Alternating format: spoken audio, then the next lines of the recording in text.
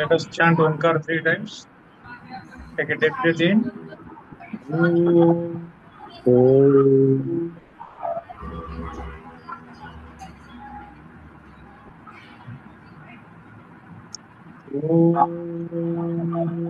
Om.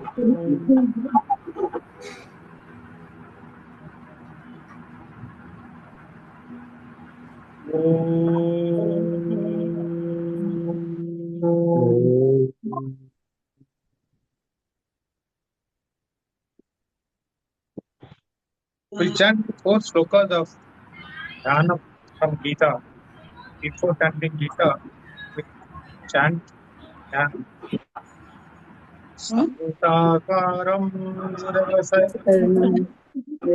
Padmanabham Suresham Vidyadharam Gaganasatrusham Megavarnam Sugandham Lakshmikantam Kamalaya Yogi Dhyanagam Vande Vishnum Bhavavayaram Sarvalokekanatam Yam Brahma Varunendra Rudra Maruta Tunvantu Dipphi Stavi Iti Sandapada Brahmo Panchadi Rajanti Yam Sama Jnanavastita Tadgatena Manasa Pasyanti Yam Yogina Yachantam Navidhu Surasura Devaya Tasmai Namaha Devaya Tasmai Namaha. Now chant Bhagavad Gita chapter 6, sloka 24 onwards.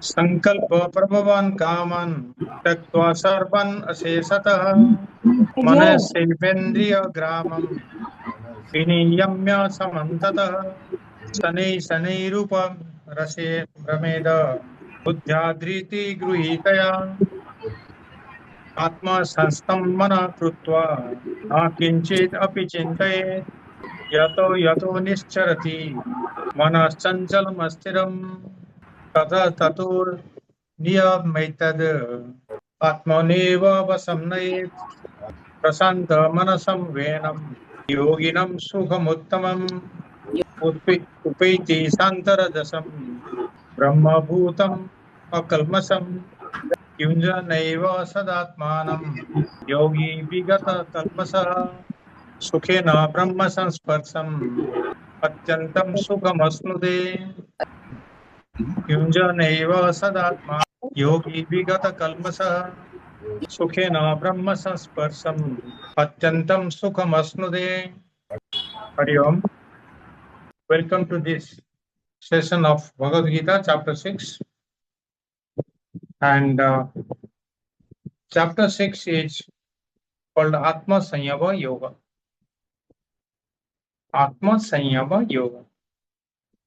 That means controlling yourself, controlling the mind, which is known as Dhyana Yoga. So we have been studying this chapter for so long, and we have come to more than half of it we have covered. In the last few classes, I have shown you what are the difficulties of bringing the mind under control. How to subjugate the mind under yourself. Because mind is not you. So you have to restrain from all causes that causes the mind to go away. Because the mind is restless. Mind is chanchala. Mind is chapala. And mind is asthira, unsteady.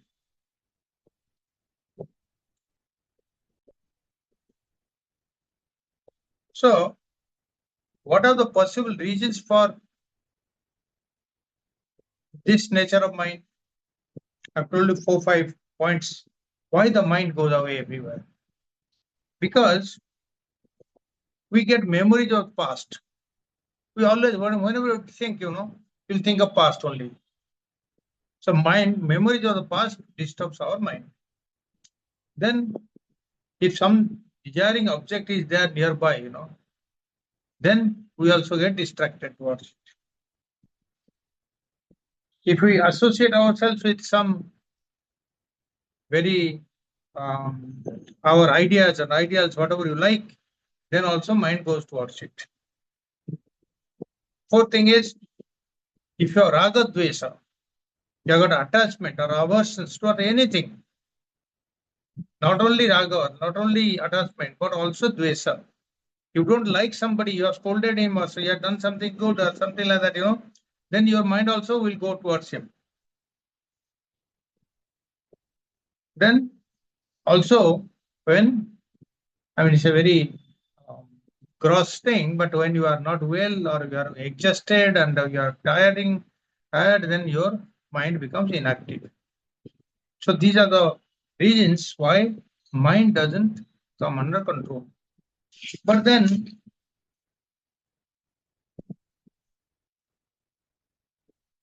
when the mind goes out of control like this, how do you persuade the mind to come back? The three things I told you. One, you see a mithyatva in the objects of the world. Whatever you see, whatever you go for, whatever the mind goes out for, it is mithya, it is unreal. Then you see that thing gives you dukkha pradatvam. The best of the things also will go bad.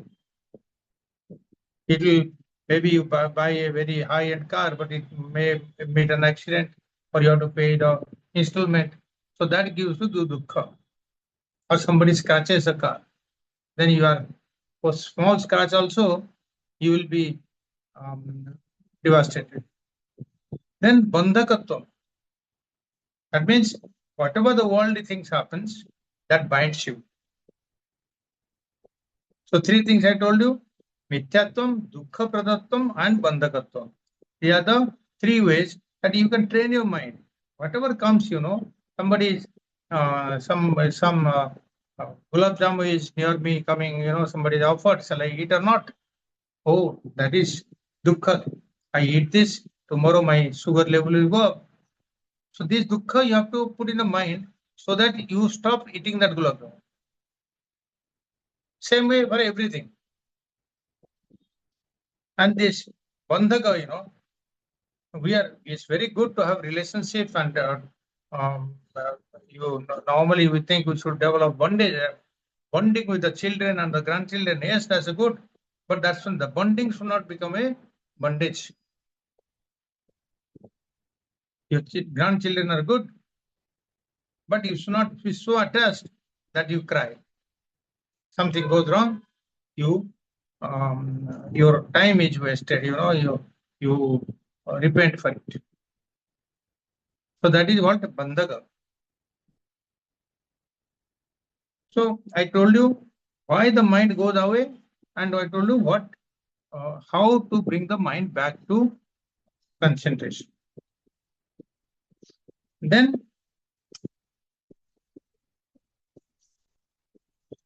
when you are concentrated, the mind becomes calm and quiet.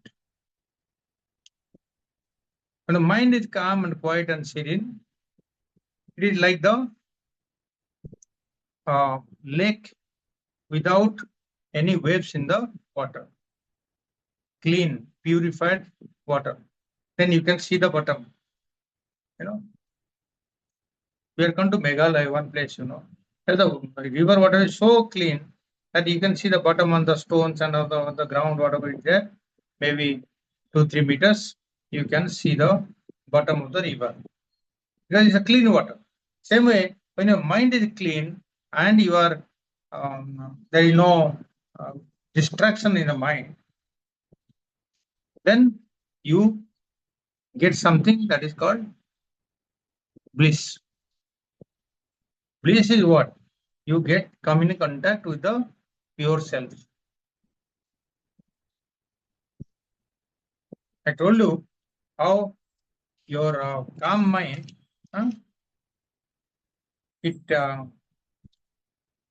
the Brahman itself manifests and try to come out and be with you. Wherever there is a vacant space, there is a then it comes and um, pops up.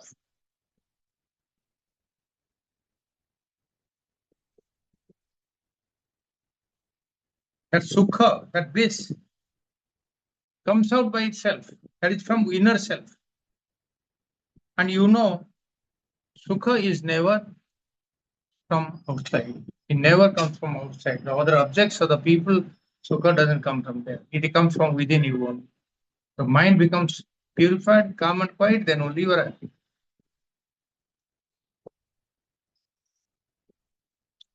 So,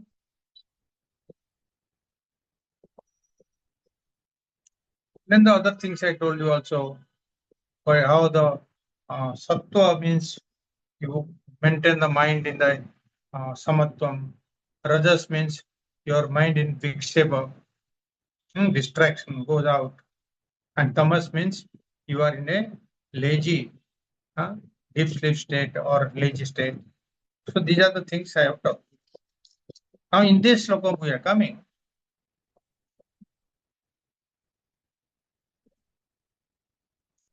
In this sloka, I am what it is saying, Yunjan neva sadatmanam yogi bigata kalmasa. Yunjan means you are practicing yoga. Yoga means where you are talking of the meditation. Dhyana yoga.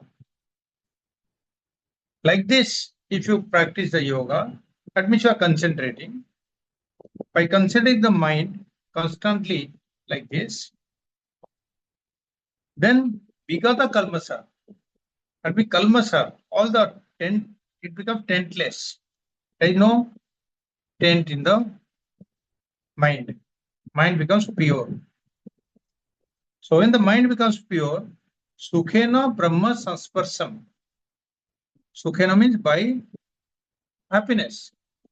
Brahma Sansparsam. This is a beautiful word here, which means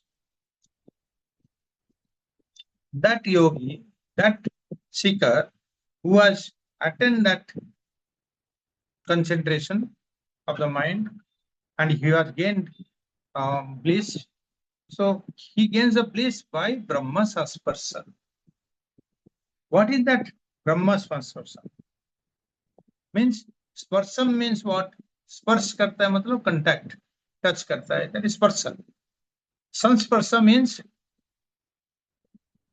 well touched, well contacted, very well contacted. Very well contacted whom? Brahman. It means that you are in touch with the Brahman. You are identifying yourself with the Brahman. You are homogeneous with the Brahman. And essentially, you are having oneness with Brahman. There is no difference between you and Brahman. You got that? It's a very pregnant, beautiful word, Brahma Sansparsam. To come to this state of Brahma Sansparsa where you can come in contact with the Brahman means you become one with the Brahman. As I told you, Brahman is always present, everywhere present, all pervading, right? Then why do you say Brahma Sansparsam? What is coming in contact? I am always Brahman. Yes, you are always Brahman, but not realizing this. That means when you in that meditation, state of meditation, deep meditation, when your mind is concentrated and not disturbed, and your dhyana is on that Bhagavan or your Ishtadevata or Brahman, you lose contact, we lose in touch with the world outside. You are not thinking that I am this body, I am meditating. There is no three objects.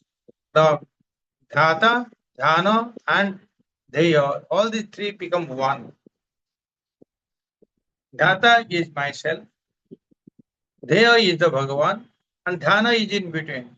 All these things merge to become one, which means the dheya and the dhata, they become one. Which means that your mind and intellect are transcended.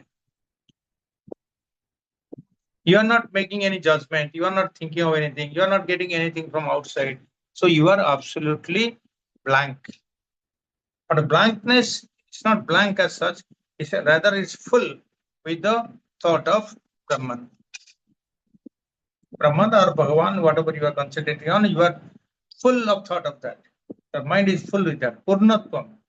It is not Sunyata, it is Purnatvam.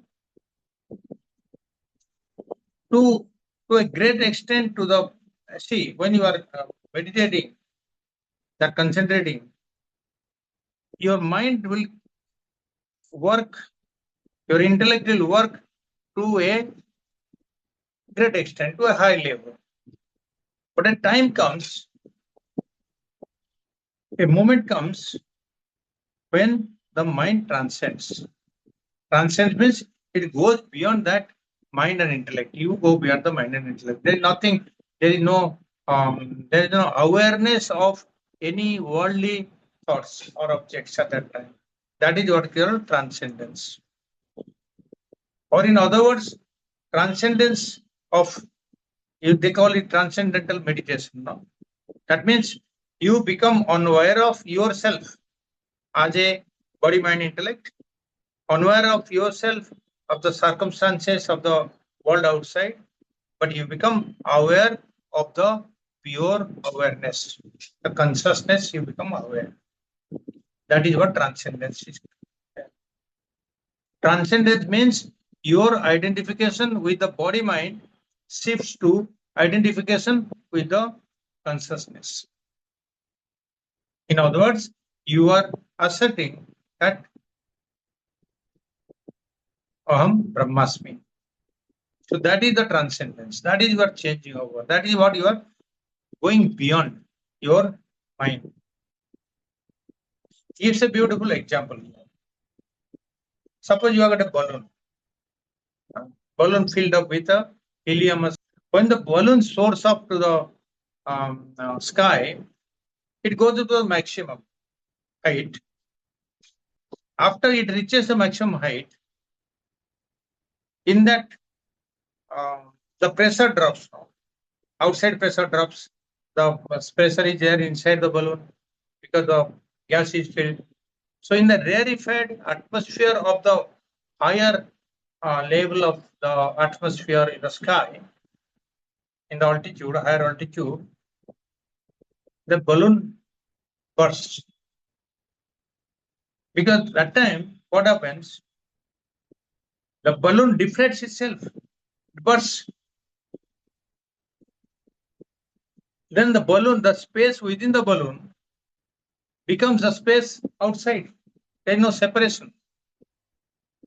This is the merging of the balloon space with the space outside. The total space, the higher space. Similarly, the mind at the pinnacle of meditation shatters itself. Shatters means it breaks the barriers. That means it doesn't think that I am here, I am meditating. That thought is not there. It is happening. Meditation is happening only. Even I am not the meditator, I am not the dhata, nor I am trying to meet the dheya. It's happening. See, in the beginning, you will make efforts to do the meditation, but after some times, it becomes effortless. So, in the pinnacle of meditation, the mind shatters and drops down, like the balloon drops. I told you, like the balloon, it drops And what happens? The ego goes out. There is no more ego that time. Me, myself, that thought is not there anymore. So that mind, what was there, that consciousness that was there, that merges with the total consciousness, the supreme consciousness. So the mind has ended. That means the mind is not there. That is amanaska. Amanaska bhavarjuna. So that when the mind has ended, it attains what we call the infinite bliss. And the bliss comes with ease. You are not trying to do anything. It happens. And that happening is happening because of the contact with Brahman, contact with the pure consciousness, the total space. So the individual speaker becomes Brahman. Becomes Brahman. He is the Brahman himself. He did not know that he is Brahman. But then the mind blasts and all the barriers are broken. And like the balloons burst, same as the mind bursts, and the mind becomes no mind. And then you, this consciousness of the RC, the reflected consciousness and the pure consciousness become one. This is what is the contact of Brahman. This is what is they become the homogeneous consciousness. Everywhere the same intensity. This is what is called merging with the Brahman. Physically nothing happens. It is what is called merging with the Brahman. And when this happens, then you experience the infinite beatitude, the bliss. And this bliss is called the essence of the truth. The truth is what? Satchidananda. Ananda, this is the Ananda only. When you are happy because of nobody else, nothing else. You are happy because of yourself. You have merged with the Supreme Self, that's all. So that's why you are happy. That happiness bubbles from inside. So the seeker, the meditator, the yogi gains the dynamic reality that is outside, that is everywhere. That dynamic reality, when the mind and intellect are transcended, goes beyond, you go beyond the mind and intellect, then your capability, your infinitude, your the Sakti, Sarva Shaktiman, and beings everywhere, all that gunas of the Paramatma manifests in you. Because you are the Paramatma. You are the, there is no difference between you and the Brahman. So this is what is called Brahma Sasparsam. What a beautiful word it is. But all of us will say, how can it be possible? How can I have Brahma Sasparsam? Can it be possible for me? Yes, it will be possible. If you give up your, these points, what you have discussed in earlier slokas, I told you how to control the mind, then how, what are the feedback you will give, all that, okay, then you will concentrate, and then you will be able to have, purify the mind, then you have to come. Without purification, you cannot do that. Only that purified mind can become like this. You cannot have impure mind come into contact with the pure Brahman. Purify the mind and concentrate, and then you Nididasana. Nididasana or meditation is the means. Through Nididasana, the highest point of Nididasana, you go beyond the intellect. Because all the time, even when we are sitting for meditation, we have a feeling or thought that I am meditating. I am meditating on this. This is the subject of my object of meditation, and I will get there. I'll sit down for 15 minutes, 20 minutes, or half an hour. At the end of meditation, I'll feel good. Yes, you'll feel good because for some time your mind is quieted down. But that is not the motive or goal of the meditation. Meditation goal is meditation. Actually, I'm using meditation. Actually, it's nididasana. Nididasana is something different than meditation, but there is no other suitable word. We are using the word meditation. Nididasana is something where you do meditation. Yes, meditation is also not a verb. You are doing meditation, not meditating. It's not the correct thing. It happens by itself. So nididasana also, main purpose of nididasana is to remove all the barriers in your thought that limits yourself. The first barrier is that I am this body. As I told you, the changing over of the thought of identification with the body to identification with the Atma is the transcendence. You're changing over. It may not happen overnight.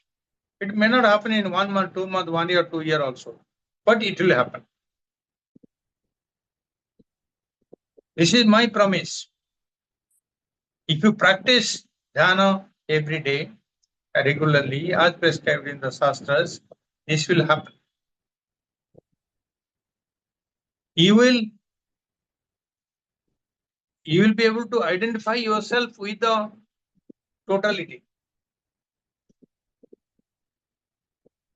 The indications of such identification is that you are happy all the time. You are not agitated. Mind doesn't perturb. You bear a smile, like you have seen the Bhagwan Krishna smiles all the time in the picture you have seen. Little bit of smile all the time there. Okay. Kuch bhi koi, anybody approaches you, even if you give the gali also, you don't mind. Because this happens, it will come and go. And moreover, you will think that whoever is in front of me, whoever I come in contact with you, they are the same Atma, same consciousness is everywhere. Sarvatra Atma Darsana. That state comes, then you can say that I have arrived. You don't have to say anybody. Nobody says that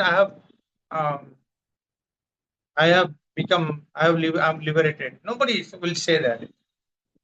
If he says I'm liberated, then he's not. Okay. But then this thought, the grand thought, the expanding consciousness, which goes beyond me, myself, or the family, or even own society, own nation, there is no limit or boundary to your thought.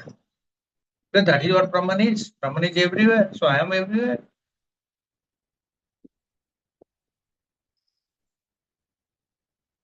So liberation, what we conceive like this, there are many aspects. But one aspect is that your dukkha will stop. Cessation of sorrow. Because Atmavid Parati Sokam.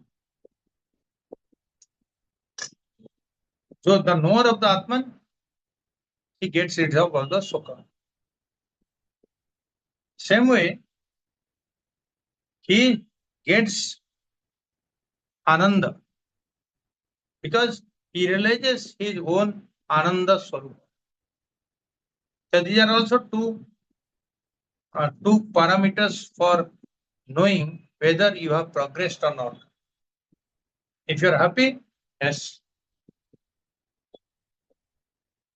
But this doesn't mean that you have to go away from the family, retire to a ashram or a jungle or to the Himalayas. No. It only means that you are established in that Paramatma, all the time you are thinking of him, or whatever you do, your mind is always there with the Paramatma. Whatever you do, once you are established, once you are realized, you are always realized. A Jnani doesn't come back, becomes a Jnani again. He may be doing, he can go back to his original work also. Whatever he was doing, that work may not be very pious work also, but he can undertake that work, but keeping the mind that this is Bhagavan's work. So this is what this sloka says.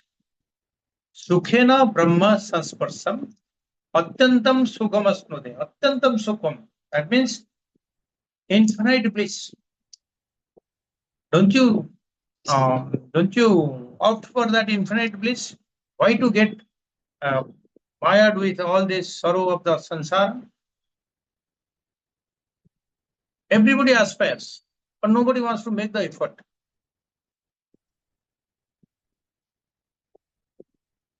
The liberation or moksha is no doubt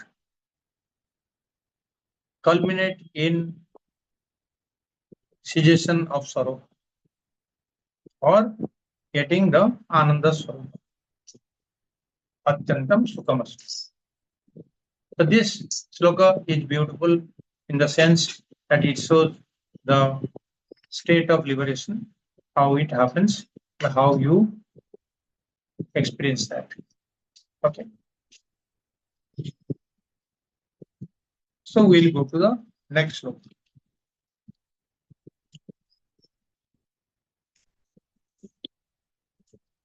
Sloka 29.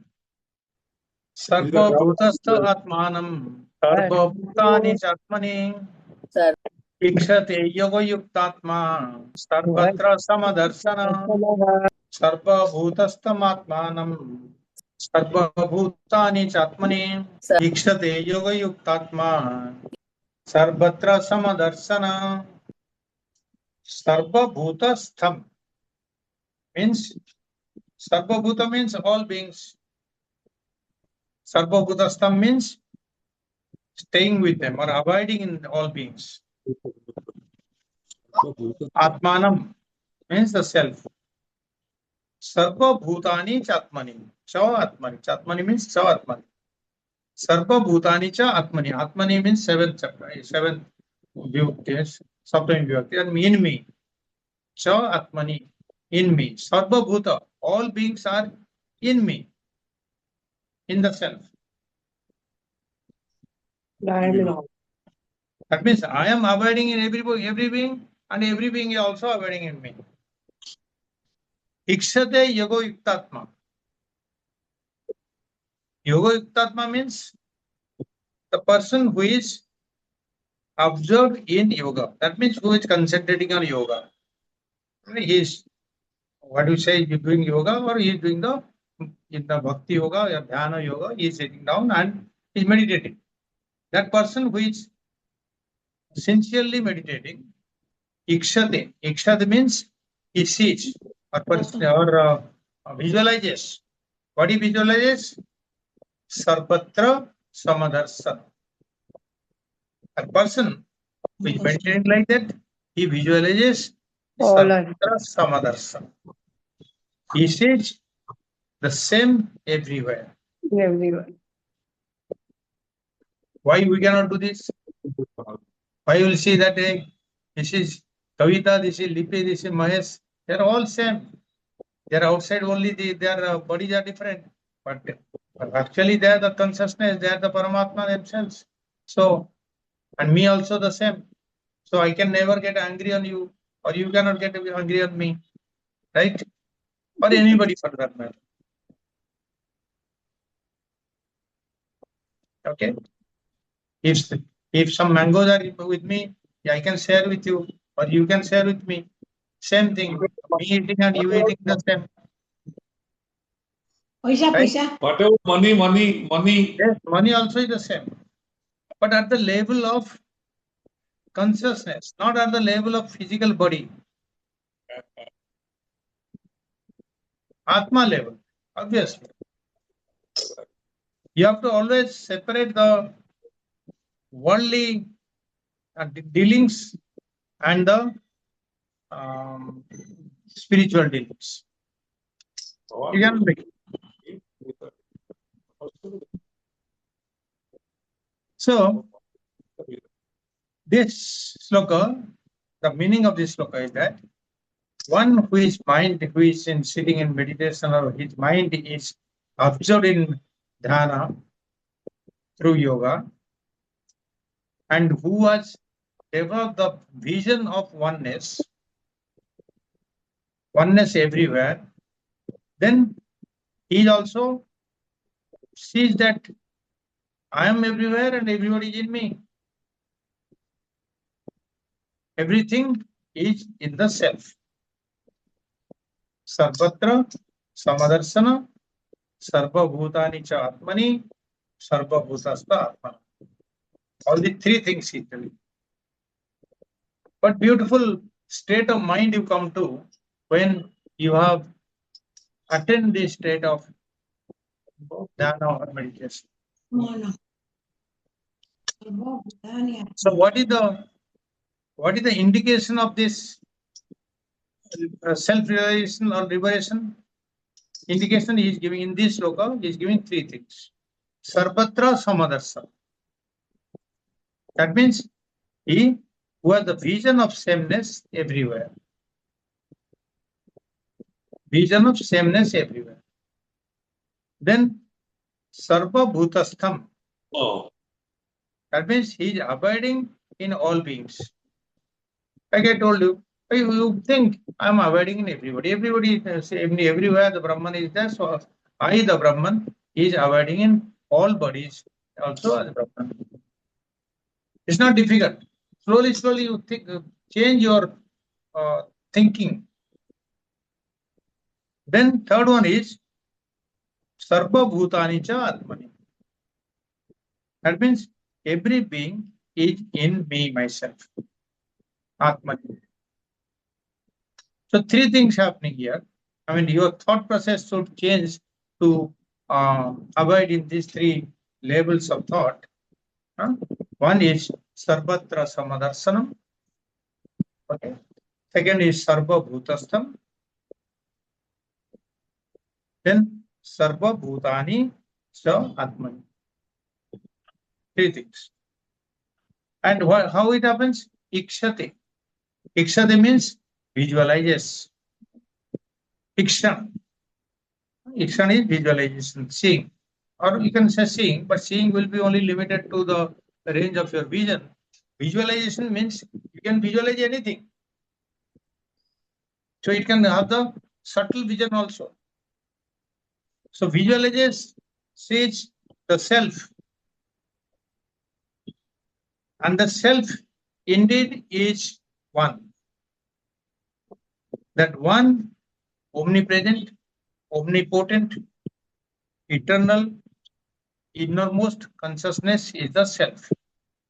We have been telling the self, no? So you must understand, self is not something that the selfishness, ego. No, that self is that one consciousness, that one Brahman, that one Atman, which is eternal, which is present everywhere, which has the Sarva Shaktiman also, the all powerful, all knowing.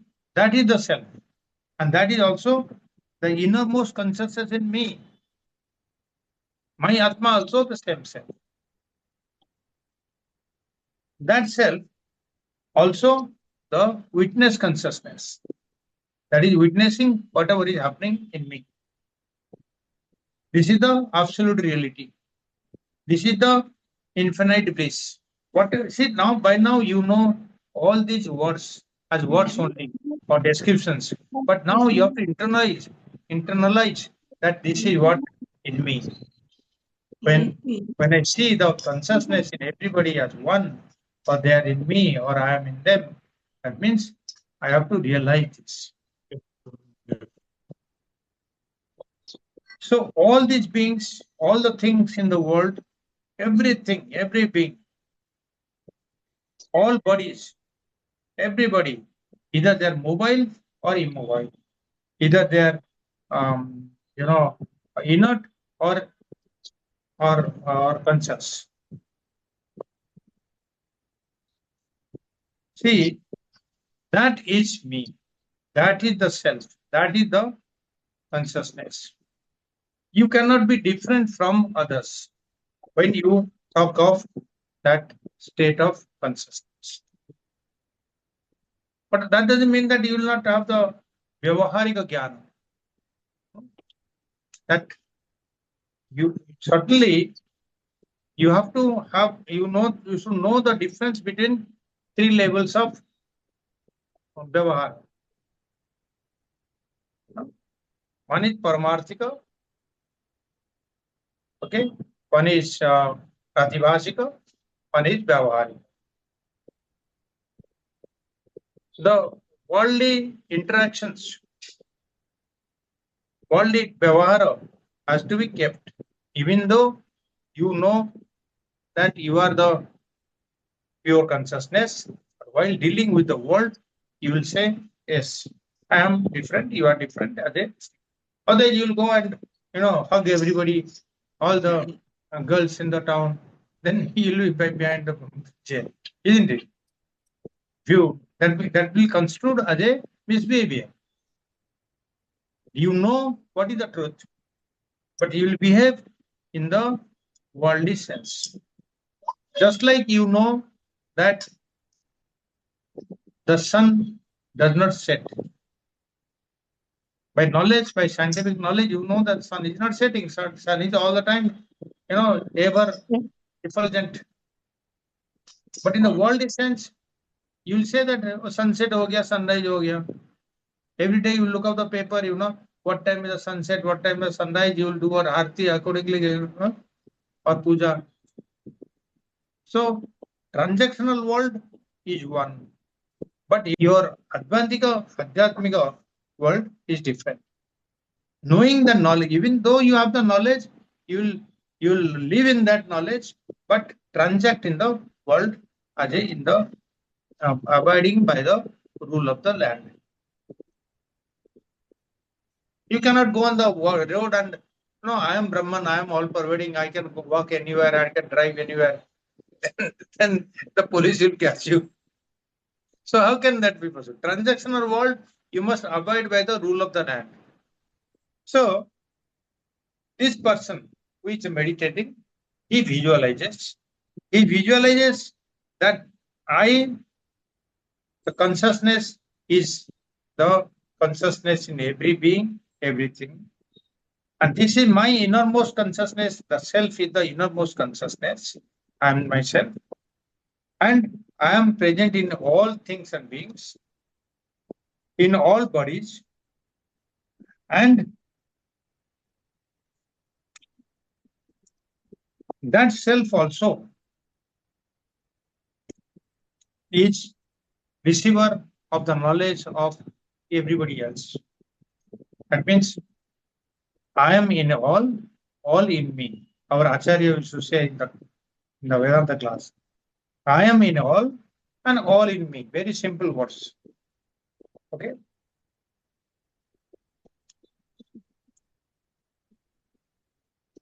Yoga yuktatma. Sarva bhutastam yoga. Atmanam sarva bhutani chatmani. Ikshate yoga yuktatma. That means he is one where that Atma, the mind, here the Atma is not a consciousness, it is the mind. And mind has attained the purity through yoga. That means he is in the form of perfection, he is pure mind. So See, yoga by itself is a scientific, or beyond science also. Through the insight born out of yoga, your mind will know what is the truth. They call it in Yoga Sutra, they call it Ritambara. Ritambara. Ritam means truth. The truth of the scriptures is the Ritam. Ritam Bada, Satyam Bada.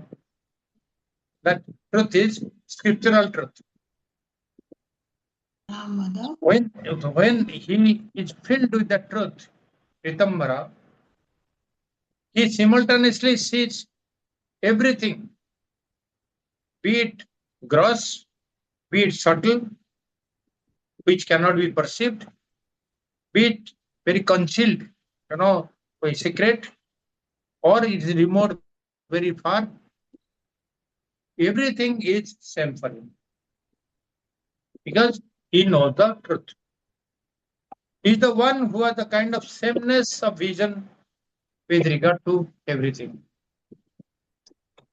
See, the Bhagavan is repeating the same idea, he is repeating again and again, so that it sinks into us. Sarvatra Samadarsanam means same-sighted with regard to everything. One whose mind is attained that purity that is required out of the yoga or the dhyana, he visualizes the self and the non-self, they are the same, just as they are. This is clear. That means Sarvatra Samadarsanam is very clear. In Bhagavad Gita also, see, many times it has come. Kavi Hastivi. In the Laghu Yoga Vasishta, Yoga Vasishta is a Shastra where Vasishta Maharaj, Rishi Vasishta Maharaj has given Jnana, or he taught Bhagavan Ram. So, Bhagavan Ram Avatar, when he was a child, he was taught by Vasishta Rishi. In that he says, O Raghava, O Rama, yoga and enlightenment are two processes for elimination of the mind. Amanaskavana. The mind, that means you have to go beyond the mind. Go beyond the mind, you can go through the yoga, you can go through the process of enlightenment. But yoga, what yoga does, restrains the modification of the mind. That is, he says, your thoughts should not be there. There should not be thought prabha. You should become thoughtless. The yoga does that, isn't it? It tries to restrain the modification of the mind. That means you should be thoughtless. Whereas enlightenment is full of visualization of reality. That means you don't, in our jnana, you don't say that I'll become thoughtless. You strive for visualizing the entire universe as one. There, yoga, you become thoughtless. Yoga, you become restricts your mind. But in meditation or in enlightenment process, that is, then you in Jnana Yoga Marga, you visualize the world is one. The entire universe, you expand your thinking, expand your consciousness into the entire universe, and that is one with you. You are one with them, it is one with you. In the same Yoga Vasishta, at one place, is saying that some people think that yoga is impossible. Many people think that means making the mind thoughtless is, and concentration on thoughtlessness is very, very difficult. It's right. And some other people think that enlightenment is also impossible, like all of us are thinking here. But the thing is that these two processes are there. you adopt one of them which suits you. So the Supreme Lord, Bhagwan Shivji, who is the Adi Guru. Adi Guru, so he teaches the yoga of enlightenment. Okay, so this is also Lagu Yoga Vasishtha. With this, we conclude the sloka number 29. Anyway, we'll close now. Okay. Hari Om, Hari Om, Hari Om.